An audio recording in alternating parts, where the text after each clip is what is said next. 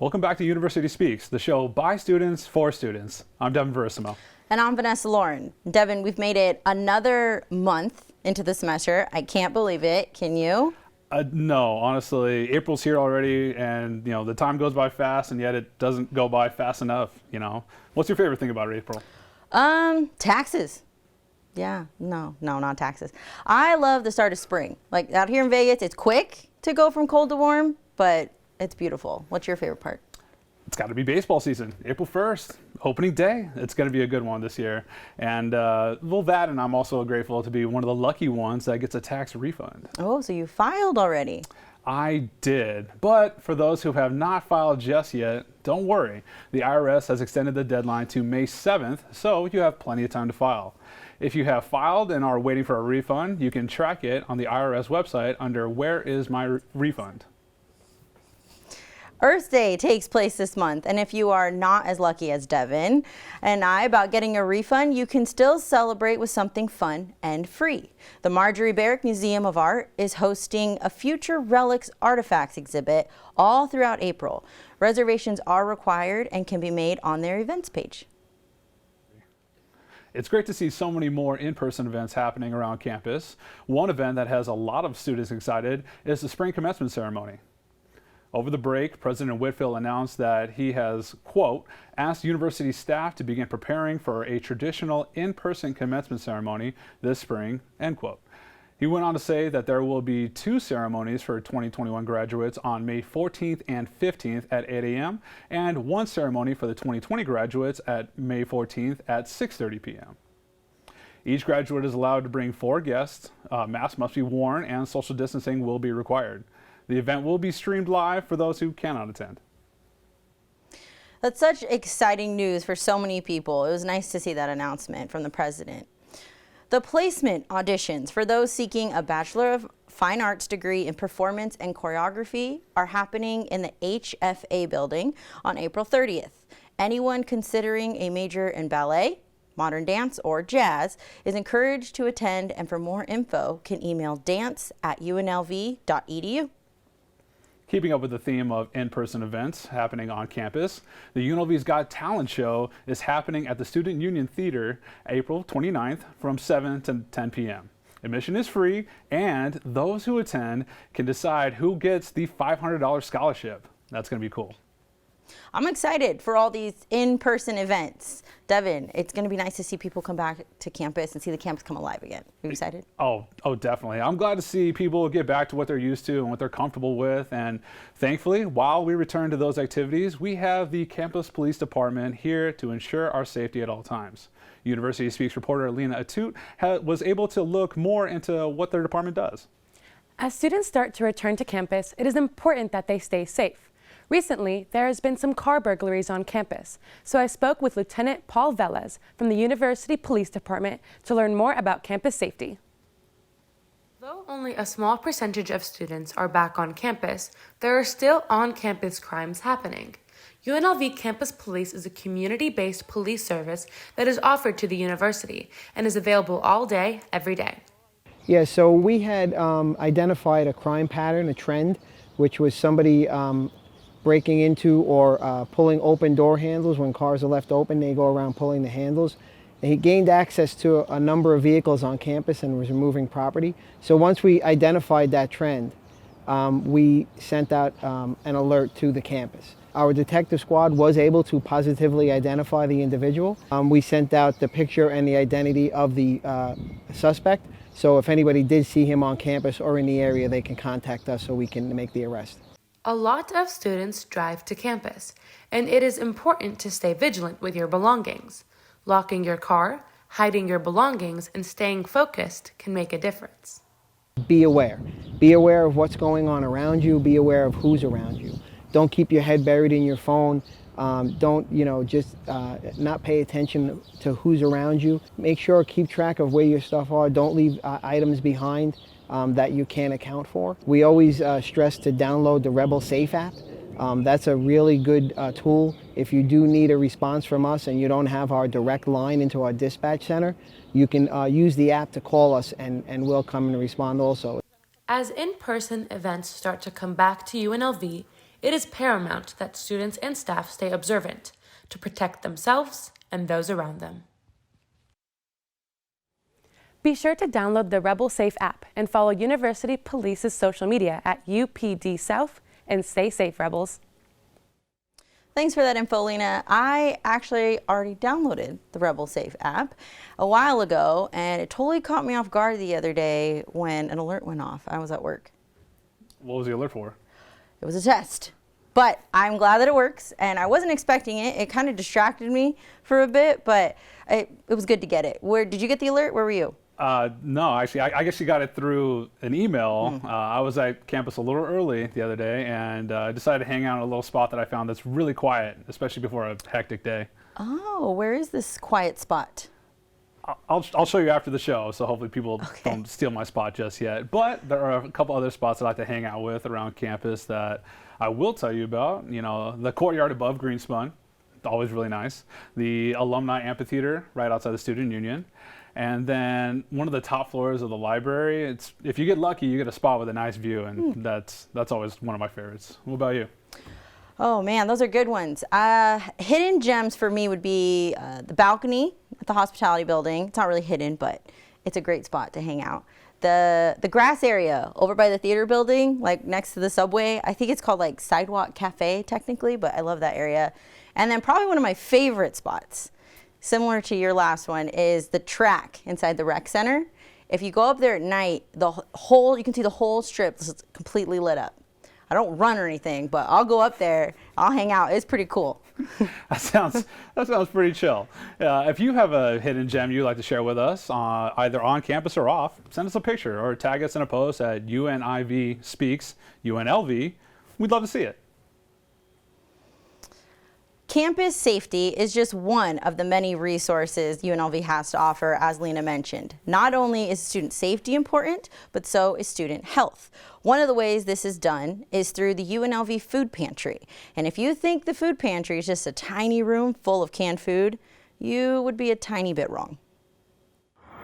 On the corner of University Center and Naples is a little building with a big mission. Hi, welcome to the UNLV food pantry.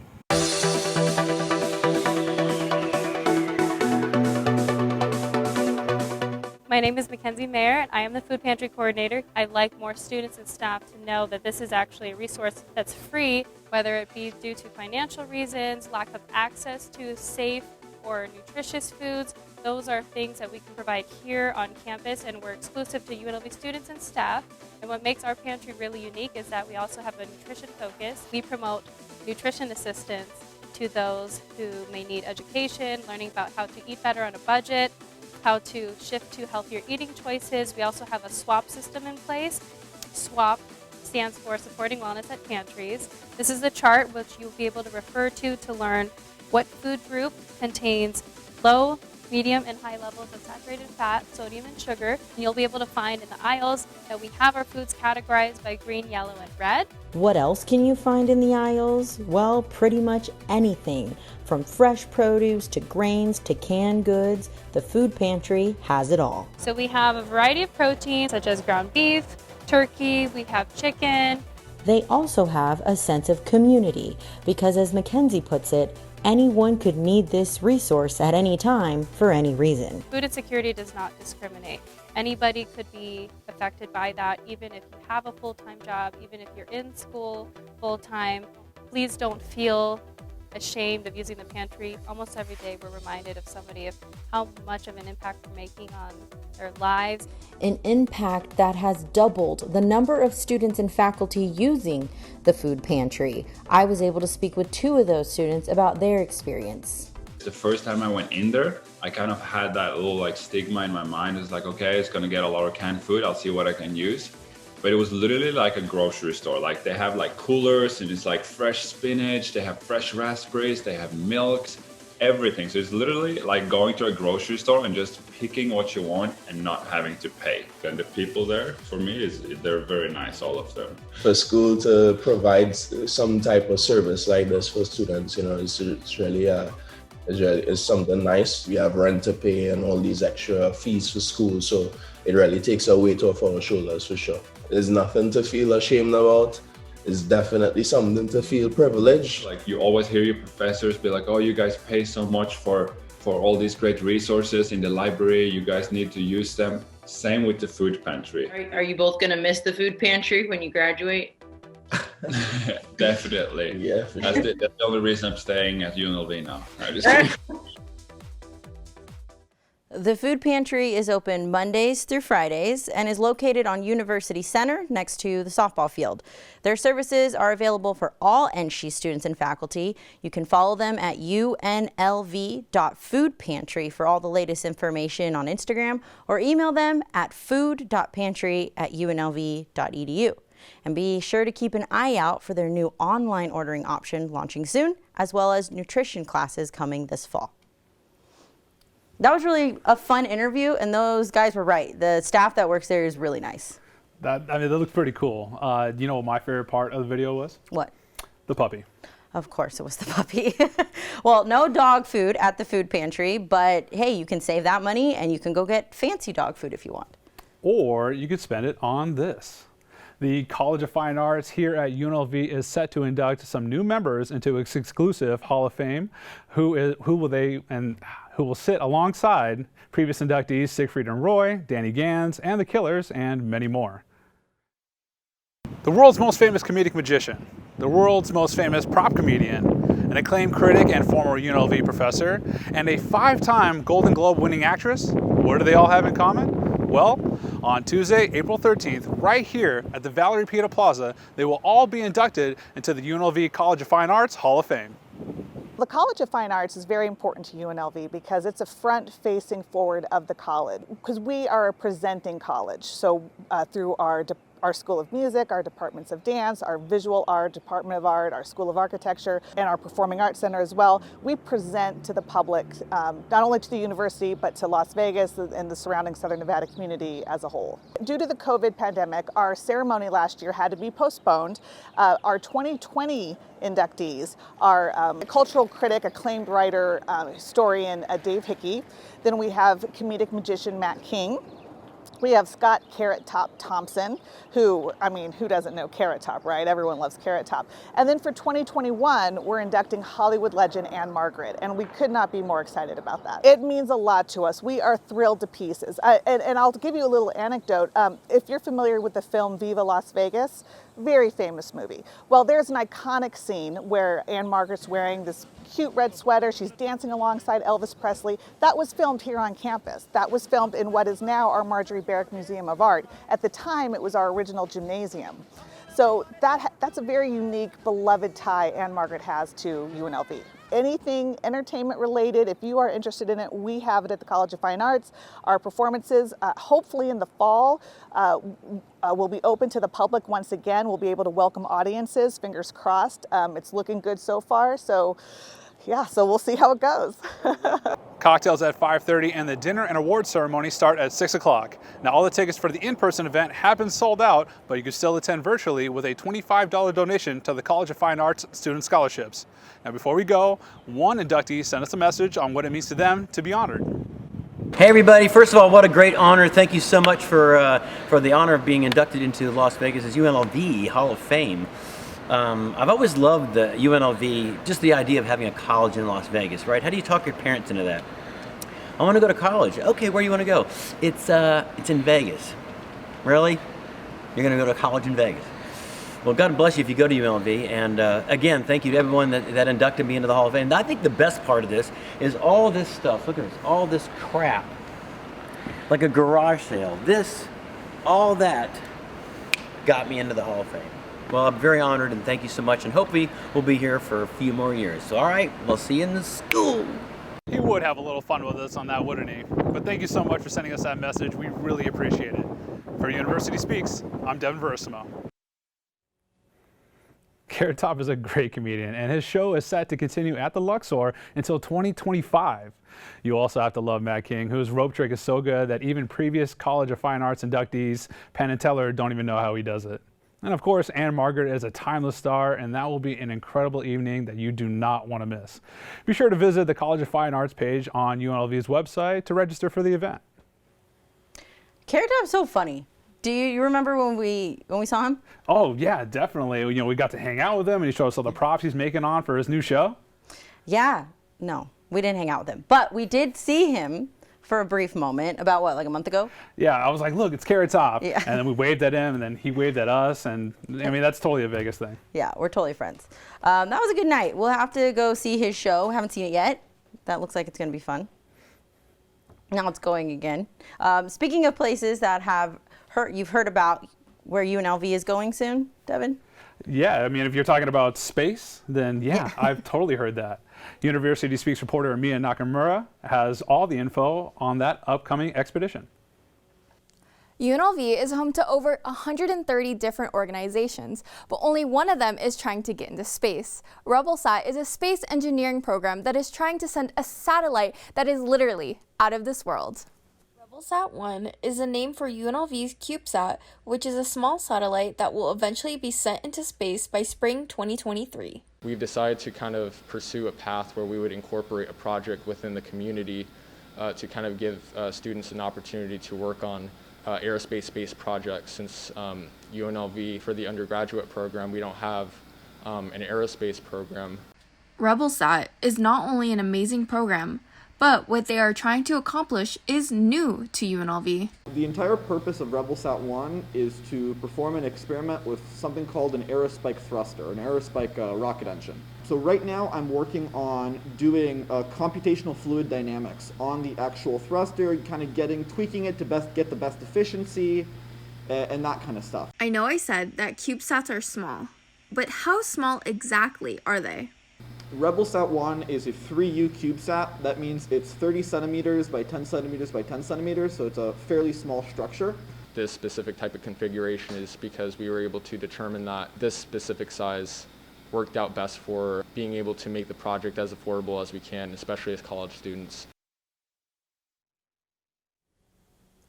If you would like to know more about RebelSat or even want to join their team, visit RebelSat UNLV on Instagram for more information. Those students and alumni are doing some really good things for our community. And who would have thought our community has now reached outside of our own atmosphere? You know, if they're sending satellites up, it's only a matter of time before they send people, and you know who's going to sign up for that. Yeah, that would be you. Mm-hmm.